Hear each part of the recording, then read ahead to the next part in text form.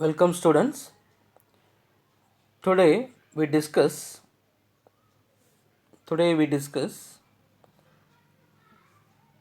optics.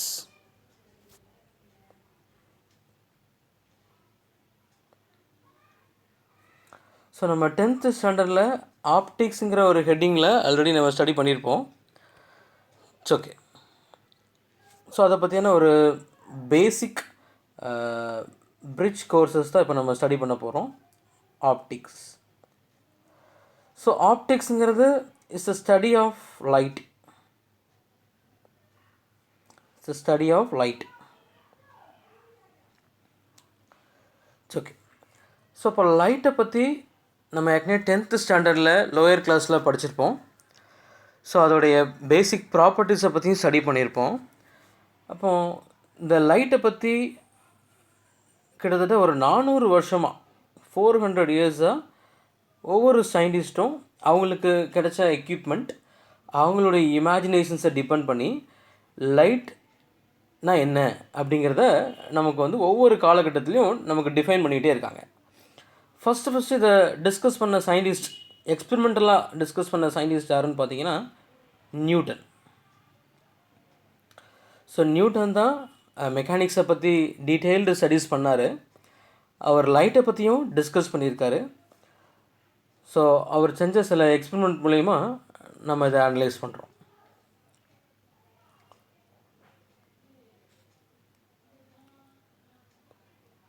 Okay. First வந்து இது வந்து நியூட்டன் இல்லையா? ஸோ நியூட்டன் கிட்டத்தட்ட 16th சென்ச்சுரிஸில் வந்து இருந்தவர்.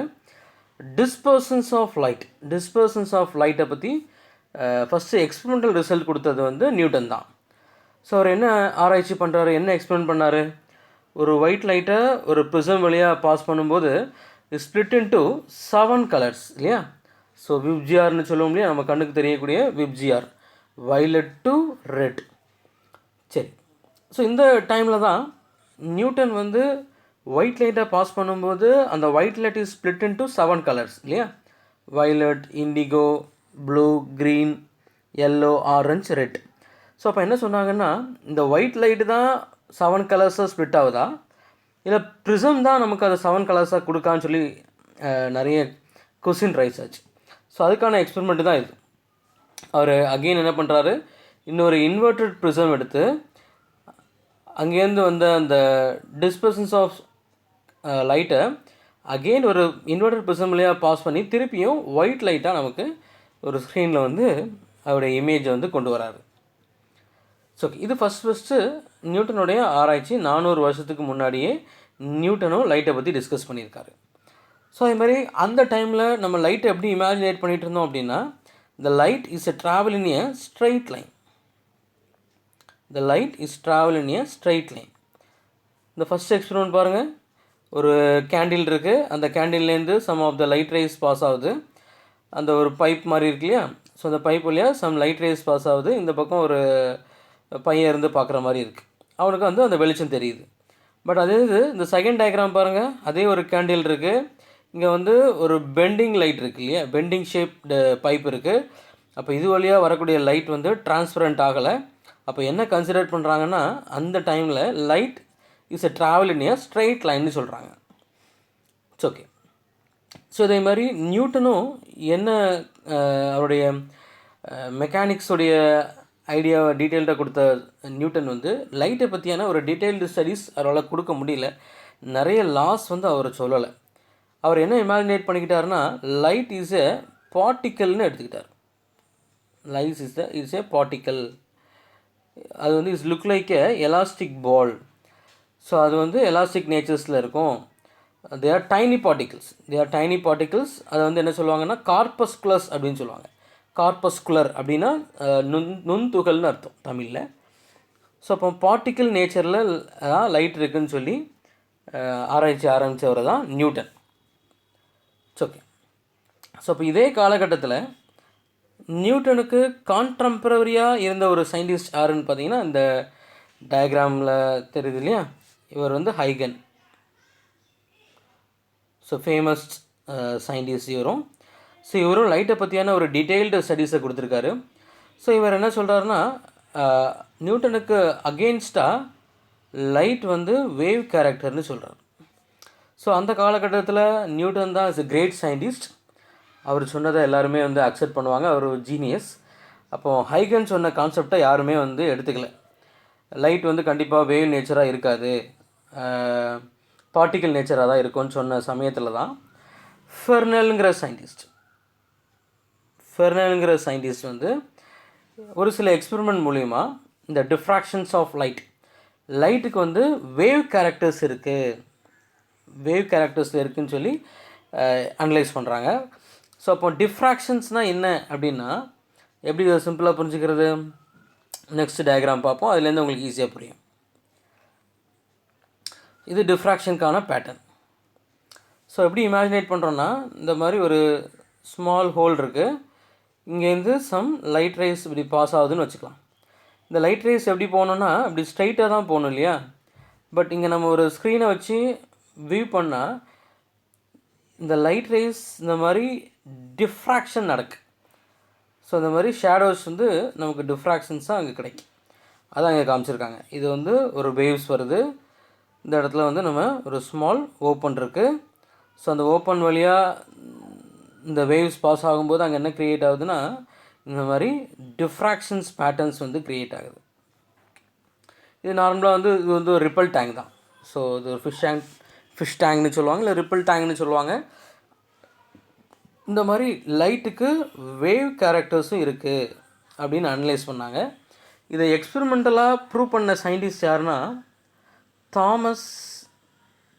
தாமஸ் யங் அப்படிங்கிற சயின்டிஸ்ட். அவருடைய டயக்ராம் உங்களுக்கு காமிக்கிறேன், அவருடைய பிக்சர்.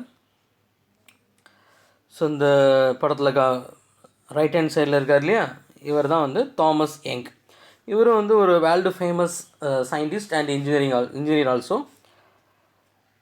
இவர் என்ன அனலைஸ் பண்ணார்னா, இப்போ இவங்கெல்லாம் வந்து லைட் வந்து வேவ் கேரக்டர்ஸில் இருக்குதுன்னு சொன்னாங்க இல்லையா, அதை Young double slit experiment, world famous experiment இது, யாங் டபுள் ஸ்லிட் எக்ஸ்பெரிமெண்ட். இந்த எக்ஸ்பெரிமெண்ட் மூலிமா லைட்டு வந்து வேவ் கேரக்டர்ஸில் தான் இருக்குதுன்னு சொல்லிட்டு இருந்த சமயத்தில் இதுக்கு வேவ் லென்த் இருக்குங்கிறத எக்ஸ்பெரிமெண்டலாக ப்ரூவ் பண்ணிட்டார். அதாவது லேம்டாவுடைய வேல்யூ என்னன்னு சொல்லிட்டார், லைட்டுடைய லேம்டாவோட வேல்யூவை with the help of this experiment. So இப்போ நம்ம பார்த்தோம் இல்லையா, ஸோ ஒரு லைட் ரேஸ் இல்லை ஒரு வேவ்ஸ் பாஸ் ஆகிட்டு இருக்குது அப்படின்னா இந்த 2 ஸ்லிட்ஸ் ஸ்மால் ஓப்பனிங் இருக்கு இல்லையா, இந்த ஓப்பனிங் வழியாக என்ன ஆகும் அப்படின்னா நமக்கு டிஃப்ராக்ஷன்ஸ் நடக்கும். ஸோ அப்போ இங்கே நம்ம ஒரு ஸ்க்ரீன் வச்சோம் அப்படின்னா இந்த இடத்துல பாருங்கள் பிரைட் அண்ட் டார்க் ஃபின்ச்சஸ் இருக்கு இல்லையா, கருமையான பட்டைகள் இருக்குது, அது மாதிரி பிரைட் ஃபின்ச்சஸ் இருக்குது. சரி, அவர் என்ன பண்ணார்னா ஒரு சோர்ஸ் ஆஃப் மீடியம்லேருந்து வரக்கூடிய லைட்டை 2 ஸ்லிட்ஸ் வழியாக பாஸ் பண்ணுறாரு. ஸோ அது நமக்கு என்ன ஆகுதுன்னா இந்த மாதிரி ஒரு டிஃப்ராக்ஷன்ஸ் நடக்குது, பெண்டிங் ஆஃப் லைட் நடக்குது. டிஃப்ராக்ஷன்ஸ்னால் ஒன்றும் இல்லை, பெண்டிங் ஆஃப் லைட். பின்னாடி இதை பற்றி டீட்டெயிலாக படிக்க போகிறோம். இது உங்களுக்கு நான் இப்போ ஏன் இதை இன்டிமேட் பண்ணிகிட்ருக்கோம் அப்படின்னா லைட்டை பற்றியான ஒரு பேசிக் அண்டர்ஸ்டாண்டிங் உங்களுக்கு வேணும். ஸோ இப்போ லைட் வந்து வேவ் கேரக்டர்ஸ்னு சொல்லிகிட்டு இருந்த சமயத்தில் தாமஸ் யாங் வந்து அதை எக்ஸ்பெரிமெண்டலாக ப்ரூவ் பண்ணிட்டாரு, அதுக்கு ஒரு வேவ் லென்த் இருக்குது அப்படின்ட்டு. ஸோ ஓகே, ஸோ இந்த டைமில் தான் நான் ஒரு சில சயின்டிஸ்டோட நேம் மட்டும் நான் எழுதிக்கிறேன். ஹெட்ஸ் மேக்ஸ்வெல்ஸ் இல்லாமல் இப்போ நம்ம படிக்கக்கூடிய எந்த ஒரு லைட்டை பற்றியான ஒரு பேசிக் ஐடியா யாருக்குமே தெரிஞ்சிருக்காது. இதுக்கு அடுத்து நிறைய பேர் வந்தாங்க, மேக்ஸ்வெல்க்கு அடுத்து பிளாங்க், அப்புறமா ஐன்ஸ்டீன், இவங்க எல்லாமே வந்தாங்க. இதில் ரொம்ப முக்கியமான சயின்டிஸ்ட் யாருன்னா மேக்ஸ்வெல். இந்த மேக்ஸ்வெல்ஸ் யாரோட ஐடியாவை எடுத்துக்கிறாருன்னா நியூட்டனோட ஐடியாவை தான் எடுத்துக்கிறாரு. ஆனால் நியூட்டன் பெருசாக எந்த ஒரு லாவையும் சொல்லலை லைட்டை பற்றி. பட் மேக்ஸ்வெல்ஸ் என்ன சொல்கிறாருன்னா light is an electro magnetic wave, is an EM waves அப்படின்னு ஷார்ட்டாக சொல்லுவோம். எலக்ட்ரோ மேக்னட்டிக் வேவ் அது வந்து ஒரு மின்காந்த அலைகள் தான். ஸோ அது வந்து வேக்கமில் ட்ராவல் ஆகும், அதோடைய ஸ்பீட் வந்து 3 × 10⁸ மீட்டர் பர் செகண்ட்னு ப்ரூவ் பண்ணார். இது ஹெர்ட்ஸ் வந்து எக்ஸ்பெரிமெண்டலாக ப்ரூவ் பண்ணார். மேக்ஸ்வெல் வந்து தியரிட்டிக்கலாக சொன்ன விஷயத்தை ஹெர்ட்ஸ் வந்து எக்ஸ்பெரிமெண்டலாக ப்ரூவ் பண்ணுறாரு. அப்போ ஃபைனலி லைட்டுடைய ஸ்பீடும் எலக்ட்ரோ மேக்னட்டிக்குடைய ஸ்பீடும் சேம் அப்படின்னு சொல்கிறாங்க. அப்போ லாஸ்ட்டாக light is nothing but is an electro magnetic waves தான், அது வந்து ஒரு மின்காந்த அலைகள் தான் அப்படிங்கிறத சொல்கிறாங்க. ஸோ இதுக்கப்புறமா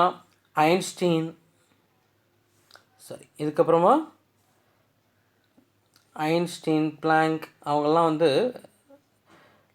லைட் வந்து பார்ட்டிக்கல் நேச்சரில் தான் இருக்குது, துகள் வடிவமாக தான் இருக்குது. நியூட்டன் சொன்ன மாதிரி இது வந்து துகள் வடிவமாக இருக்கும் அப்படின்னு சொல்லி இதுக்கான எக்ஸ்பெரிமெண்டல் ரிசல்ட் பார்த்தீங்கன்னா ஃபோட்டோ எலக்ட்ரிக் எஃபெக்ட். இதுக்கு வந்து ஐன்ஸ்டீனுக்கு நோபல் ப்ரைஸ் கிடைக்கும். Light is a form of energy அப்படிங்கிறத சொல்கிறார். ஸோ இப்போ ஃபைனலாக அப்போ தாமஸ் யாங் வந்து வேவ்னு சொன்னார், ஐன்ஸ்டீன் வந்து பார்ட்டிக்கல்னு சொல்கிறாரு. அப்போ ஆக்சுவலாக லைட் வந்து எப்படி தான் சார் இருக்குது அப்படின்னா, light have a dual characters. We call it as photons. So photons is a form of energy. அப்போ ஒரு சில இடங்களில் பார்ட்டிக்கலாக ப்ரொனவுன்ஸ் ஆகுது, ஒரு சில இடங்களில் வேவாக ப்ரொனவுன்ஸ் ஆகுது. அப்போது மேக்ஸ்வெல்ஸோடைய கான்செப்ட் படி light is an electro magnetic wave. அதோடைய எனர்ஜி அதிகமாக இருந்தால் பார்ட்டிக்கல் நேச்சராகவும், அதோடைய எனர்ஜி கம்மியாக இருந்தால் வேவ் நேச்சராகவும் ஆக்ட் ஆகுது. They have a dual characters, we call it as photons. H nu அப்படிங்கிற ஒரு ஃபார்முலா மூலிமா இதை நம்ம டிரைவ் பண்ணுறோம். இதெல்லாம் நீங்கள் ஹையர் கிளாஸில் டீட்டெயிலாக படிக்க போகிறீங்க. நான் உங்களுக்கு ஒரு பேசிக் ஐடியா வேணும் அப்படிங்கிறக்காண்டி லைட்டை பற்றி நான் டிஸ்கஸ் பண்ணிகிட்ருக்கேன். It's okay. ஸோ இப்போ light is a form of எனர்ஜின்னு சொன்னோம் இல்லையா? It's okay. ஸோ அதுதான் இப்போ நம்ம மேக்ஸோடைய கான்செப்ட் தான் எடுத்துக்கிறோம். அப்புறம் light is an electro magnetic waves. They have different wavelength and different frequency. So இப்போ ஃப்ரீக்வன்சியோட வேல்யூ கூட அதோடைய எனர்ஜி இஸ் இன்க்ரீஸிங். ஸோ அதே இது ஃப்ரீக்வன்சிங்கிறத நம்ம நியூங்கிற சிம்பிளில் சொல்லுவோம், லேம்டாங்கிறத வேவ் லென்த்தில் சொல்லுவோம். இந்த ஃப்ரீக்வன்சி அண்ட் வேவ் லென்த் எப்படி இருக்குன்னா இன்வெர்ஸ்லி ப்ரொபோர்ஷனலாக இருக்கும். இதை வச்சு எக்ஸ்பெரிமெண்டலாக C is equal to nu லேம்டான்னு சொல்லி ஒரு ஃபார்முலாவும் டிரைவ் பண்ணுறாங்க. So C is the velocity of light. அப்போ light is the electromagnetic waves. அதோடைய ரேஞ்ச் வந்து காமா ரேஸ்லேருந்து ரேடியோ வைஸ் வரைக்கும் இருக்குது. ஸோ இப்போ டிபெண்டிங் அப்பான் தி ஃப்ரீக்வன்சியை பொறுத்து இதை நம்ம ஒவ்வொரு வேவ்ஸாக பிரிக்கும். Gamma ray, X ray, ultra violet ray, infrared rays, microwaves, radio waves. இதில் இன்பிட்வீன் இந்த போர்ஷன் இருக்கு இல்லையா, தட் இஸ் த விசிபிள். நம்மளுடைய கண்ணுக்கு தெரியக்கூடியது இதுதான் விசிபிள் ரீஜியனுங்கிறது. ஸோ இதை அந்த கீழே உள்ள டயக்ராம் காட்டுது இல்லையா, வயலட் டு ரெட் வரைக்கும். ஸோ அதான். ஸோ இதோடைய ரேஞ்ச் வந்து அப்ராக்சிமேட்டாக 400 நானோமீட்டர் டு வயலட் வந்து, ரெட்டு பார்த்தீங்கன்னா 750 நானோமீட்டர்ஸ் வரைக்கும் இருக்கும். ஸோ ஒரு நார்மல் ஹியூமன் பீயிங்ஸ்னால இந்த ரேஞ்சை வந்து பார்க்க முடியும். அப்போ இந்த போர்ஷன் தான் வந்து நம்ம சொல்லக்கூடிய லைட் அப்படிங்கிறது. ஸோ அப்போ light is an electromagnetic waves is nothing but the electromagnetic waves. இதோடைய ஸ்பீட் வந்து 3 × 10⁸ மீட்டர் பெர் செகண்ட். அப்போ இதோடைய எனர்ஜி அதிகமாகும் போது அது எல்லாமே பார்ட்டிக்கல் நேச்சரில் இருக்குது. எனர்ஜி மீன்ஸ் அதோடைய ஃப்ரீக்வன்சி அதிகமாகும் போது காமா ரே, எக்ஸ்ரே, ரேன்னு சொல்கிறோம் இல்லையா. அதே இது வேவ் லென்த் அதிகரிக்கும் போது அதை மைக்ரோவேவ்ஸ், ரேடியோ வேவ்ஸ்ன்னு சொல்கிறோம். ஸோ இப்போ light have a dual characters. இப்போ சில பாயிண்ட்ஸ் நம்ம டிஸ்கஸ் பண்ண போகிறோம். இந்த பாயிண்ட்ஸ் எல்லாமே வந்து எக்ஸ்பெரிமெண்டல் ரிசல்ட்கான பாயிண்ட்ஸ். ஸோ இப்போ ஃபஸ்ட்டு பாயிண்ட் நமக்கு எதை இண்டிமேட் பண்ணுது? Light is an form of energy. Light is a form of energy. இது வந்து ஐன்ஸ்டீனுடைய ஃபோட்டோ எலக்ட்ரிக் எஃபெக்ட் மூலிமா அவர் வந்து ப்ரூவ் பண்ணுறார். ஸோ அதுக்கடுத்து almost in general light along a straight line. So அதுமாதிரி light does not require any medium. இது very very very important. Light வந்து travel பண்ணுறதுக்கு எந்த ஒரு மீடியமும் எடுத்துக்கிறது இல்லை. பட் சவுண்ட் வேவ்ஸ் அப்படி கிடையாது. சவுண்ட் வேவ்ஸ் வந்து கண்டிப்பாக ஒரு மீடியம் தேவை இல்லையா? இப்போ நான் பேசக்கூடிய வாய்ஸ் வந்து உங்களுக்கு கேட்கு அப்படின்னா அது வந்து with the help of the air medium மூலியமாக தான் கேட்கு. But the light does not need any medium for it propagation. It can travel through vacuum. So அதே மாதிரி velocity of light in vacuum இது நம்ம பார்த்தோம் இல்லையா? 3 × 10⁸. ஆக்சுவலாக 108 இருக்குது, 108 கிடையாது, 10⁸. ஸோ வெரி அப்போ light is a form of waves இருக்குது. அப்போ they have some different wavelength frequency. அப்போ அதோட relation C is equal to nu lambda. அப்போது நம்ம சொல்கிற மாதிரி லைட் வந்து தே ஹாவ் டிஃப்ரெண்ட் கலர்ஸ்.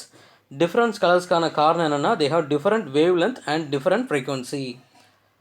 அப்போது நமக்கு கண்ணுக்கு தெரியக்கூடிய விசிபிள் லைட்டை பொறுத்த வரைக்கும் வயலட் டு ரெட்.